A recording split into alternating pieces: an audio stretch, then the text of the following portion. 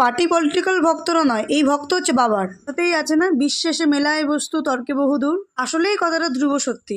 এর ভেতর বিশ্বাস আর ভক্তি থাকলে সমস্ত সাধ্য সাধন করা যায়। তাহলে এই বৃষ্টির মধ্যে বহু দূর দূরান্তের মানুষ এই শেওড়াফুলি ঘাট থেকে স্নান করে তারকেশ্বর পর্যন্ত হেঁটে যাওয়া মুখের কথা, তাও আবার ফুরফুরে মেজাজে। আজকে শেওড়াফুলি স্টেশনের উপর থেকে আসতেই স্টেশন ভর্তি দেখছি মানুষের ভিড়। আর ওই যে দেখা যাচ্ছে পুচকে পুচকে খুদের সদস্য, ওরাও যাচ্ছে এই এত রাস্তা হেঁটে শিবের মাথায় জল ঢালতে। দেখতে তো বেশ ভালো লাগছিল। তার মধ্যে আমাদের ট্রেনটাও ছেড়ে দিয়েছিল। একদিকে বৃষ্টি পড়ছে আর একদিকে মানুষ ভিজতে ভিজতে কত ধরনের শ্লোক অ্যান্ড শায়রি বলতে বলতে চলছে বাবার দর্শনে।